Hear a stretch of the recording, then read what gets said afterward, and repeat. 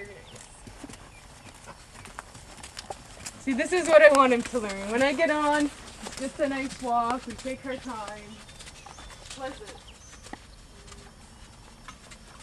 Henry, look at him. Look, look. So funny.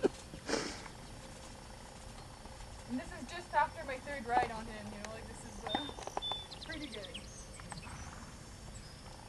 Now I'll just do my little figures here, my half circles or figure eights, and put my leg on right away. See, he's switching his tail, so I know he's not happy because I'm putting my leg on. Oh, I thought it was the flies.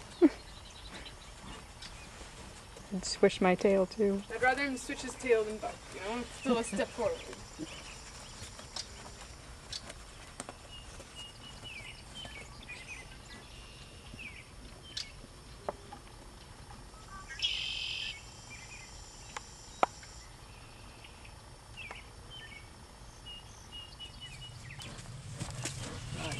Because I want to stay quiet in my hand, so he enjoys having the bit in his mouth. I'm not pulling on it or disrupting his mouth.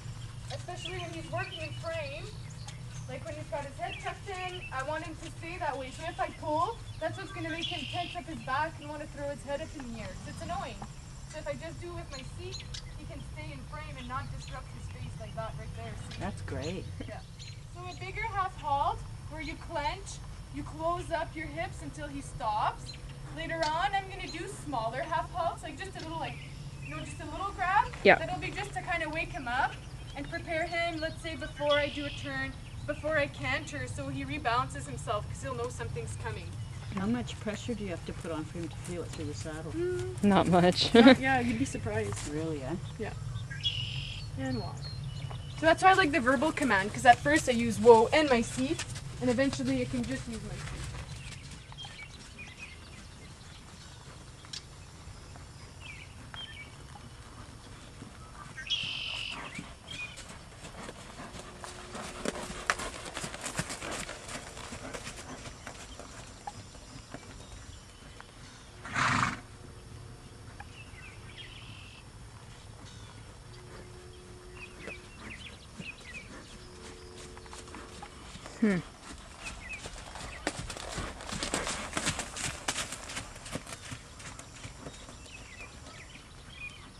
See, so I did my little half halt before I asked him to turn. Eventually he'll learn that it means, yeah, something's about to happen, so I'll pay attention to it. See, so like, I keep my hip very relaxed. That's how I can sit the sitting trot. If I keep my butt soft, because the saddle's hard. If I'm tense in my butt, you got your butt that's hard in the saddle, you're gonna go boom, boom, boom. It's very, very hard. If I keep my hips very loose and soft, I'll just follow him. And you need that so that when I do squeeze to do my half halt, he'll feel it because I'm not tense. I go from very soft to that little half halt, and then I turn, I wake him up, I do something. So that he learns to always respond to the half halt. And it's a very small response. You just shift his weight on his hind end so he's able to turn those different. And now I'll close that tighter to get him to walk. So I squeeze, squeeze, squeeze until he walks, and then I loosen up my hip again to get him to walk freely. And then I just squeeze again to get him to hold. Nice. Yeah, it's really, really good. So at first he didn't really have any idea what a half halt was at all.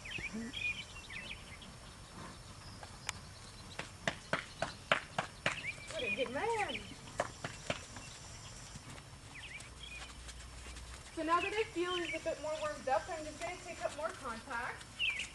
And as I take up more contact, just because I don't want him to feel constricted, I need to keep my leg on, my lower leg, just so that he moves forward within the contact.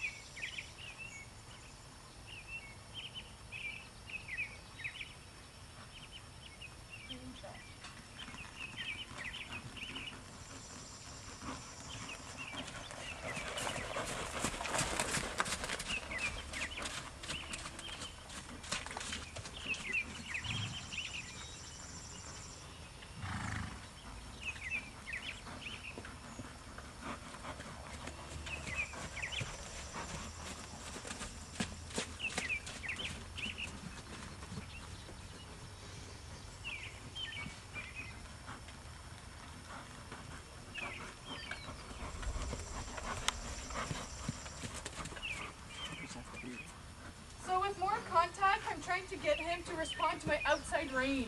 When I turn, I keep my outside rein strong because I want him to move off of it. So I can't just turn with the inside like that and get him to rubberneck his neck and have it bent.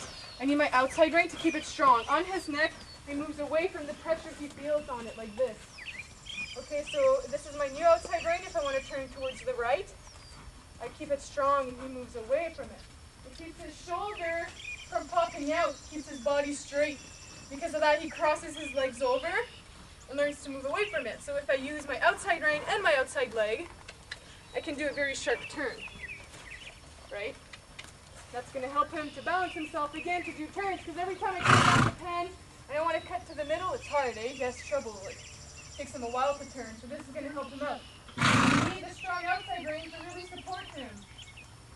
My inside rein, just like when I lunge, is to keep him bent to the inside, to keep him supple. So I still vibrate with the inside rein, and then keep my outside rein strong. That's my support there to move him over. That's better. He responded a lot better.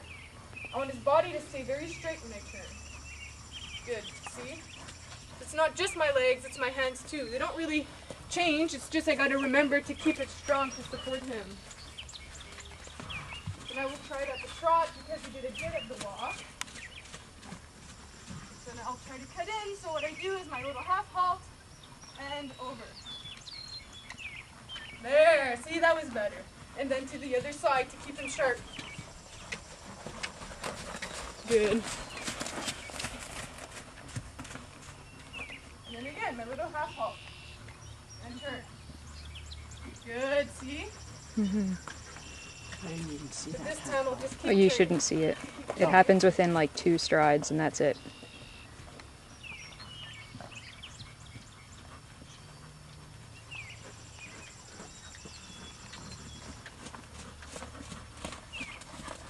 So when you ride a horse and you want it to ride properly, you need to ride every single step.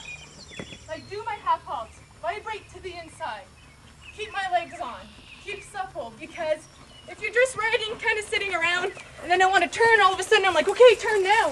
It's going to catch him so much by surprise, it's going to take me 10 steps to do it, and he'll get so surprised, like his head will go up, his back goes hollow, and then it just makes the movement difficult. So if I ride every step, I'm with him every single step he takes. He's in tune with me and I'm in tune with him, so we're always prepared to do the next step and everything comes very sharp.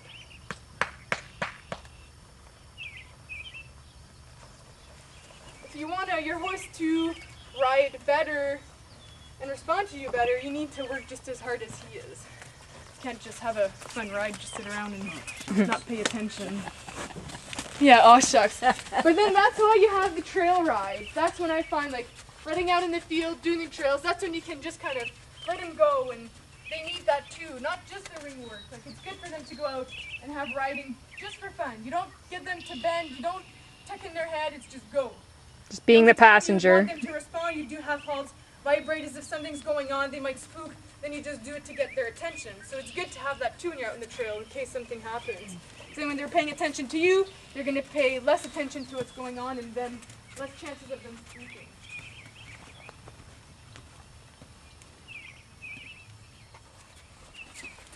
So not one buck. No, that was I pretty. felt him tighten up a little bit at a couple of points at first, but not more than that, so I'm very, very happy.